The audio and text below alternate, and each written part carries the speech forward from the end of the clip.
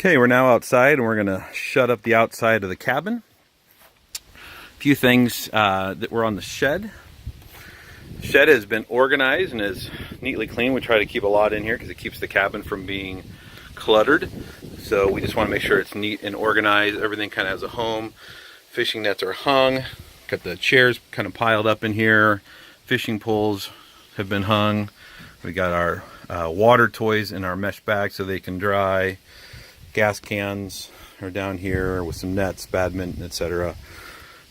If you used them, we've got the bug zappers hanging up. Got cords coiled up nicely and hung up.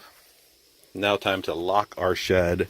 Again, whether this be for the trip or for the winter, this process is the same. We want to shut this shed and make sure it's all organized for the next person. So, close the doors. It's a little tricky. Got to close them at the same time. And you see they'll come together. You just keep coming together. Oh, sorry, move the camera. Keep them coming. You have to jiggle them a little bit. And you get it to that spot. Close the little latch there. Come down. And we got our lock. We're going to put our lock on. Twist that so it doesn't come open. Going to lock this.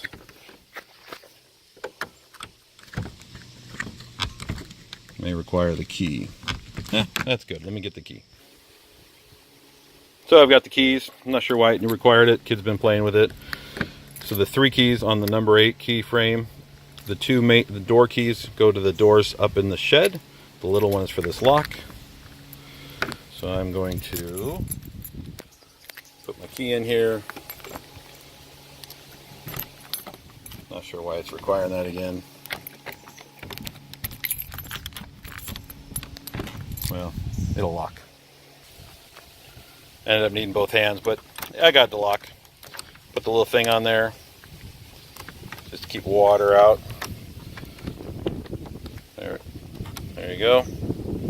And that is ready for either winter or the end of the season.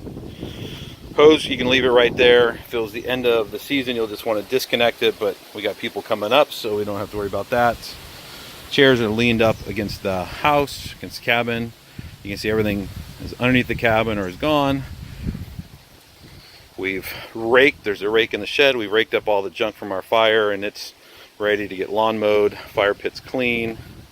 Wood is nightly stacked. We got the boat ready to go. Taking it to put it on the trailer, but that's for a different video. Nothing left in the yard.